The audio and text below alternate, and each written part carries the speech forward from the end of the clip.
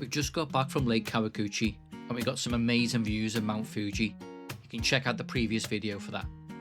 But we're back at Shinjuku Station and we've just got a few hours to explore before we've got to head back to our hotel.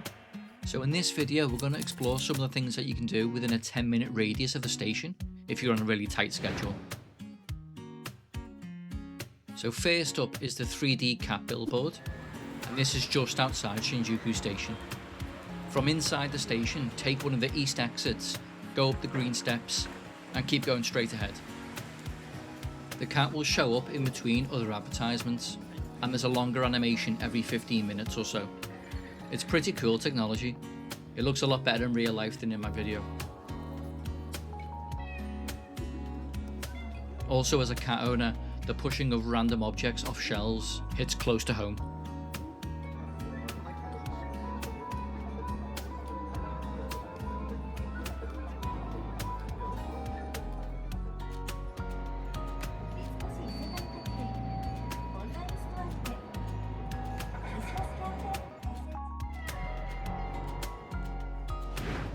Next up is just a 4-minute walk away, and it's the iconic Godzilla head statue.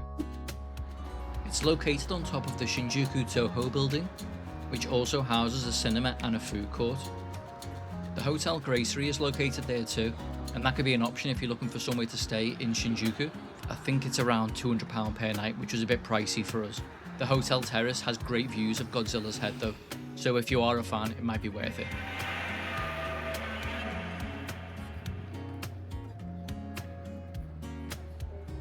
Whilst you're in this area, if you're in the mood for any souvenir and snack shopping, you can check out the Don Quixote.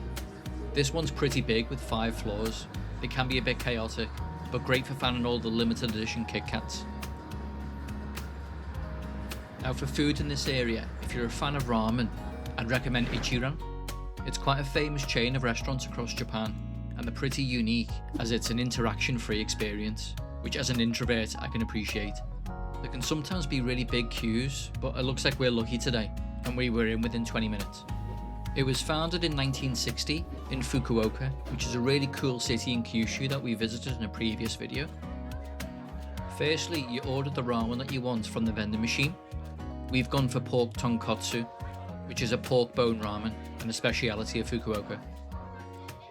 You'll also be given an order sheet where you can customize your ramen further, adjusting the spiciness, richness, and some other things as well. Once you're directed to an empty booth, you'll sit down and pass your order sheet through the window.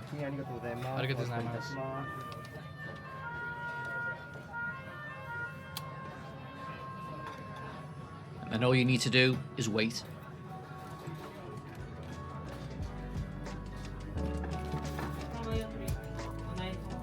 For the tonkotsu soup, they boil the pork bones for a really long time, which supposedly makes a really rich ramen. They also come with a red sauce on the top, which apparently they're really secretive about, and includes over 30 ingredients and the recipe's locked up in a vault.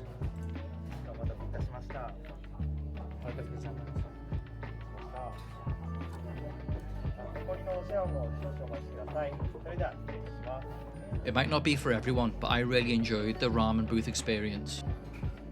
It was strangely exciting waiting for the bamboo window to open and then 2 hands reach out and deliver some ramen goodness.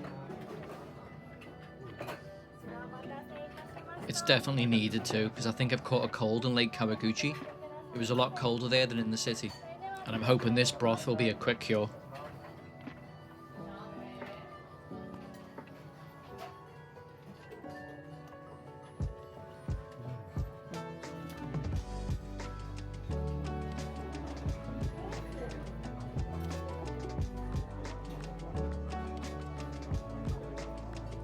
It is really tasty.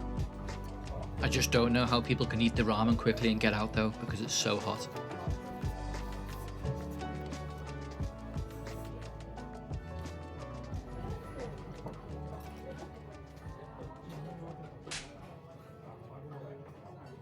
I got there eventually, but if you are still hungry, you can order extra noodles and bits by filling in this slip and passing it through. Our last spot today is Kabukicho Tower, which is relatively new and it's an entertainment complex. filled with bars, cafes, arcades, a live music venue, and even a luxury hotel. We're just going to have a quick look around and try the arcades, but I'll put a link to the website in the description in case you want to check what's on when you're in Tokyo. On the first floor they have a Starbucks, a burger place, and a Wagyu beef restaurant. On the second floor they've got a kabuki style food hall, and there's a really big Namco arcade on the third floor.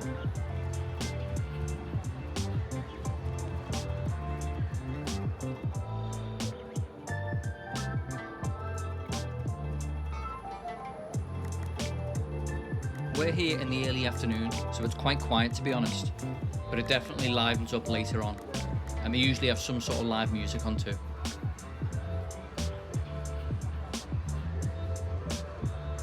The arcade is pretty decent. It has a maze of gachapon machines, if that's what you're into. Plenty of traditional arcade machines and UFO crane games. And also Taiko no Tatsujin, which is the first thing I played in a Japanese arcade when I first visited, back in 2018.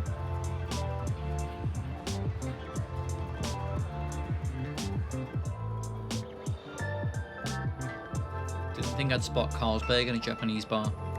I think I'll stick to Sapporo. They were also selling some gifts and souvenirs that were mainly anime related. Meanwhile, we waste more of our yen on the UFO catchers.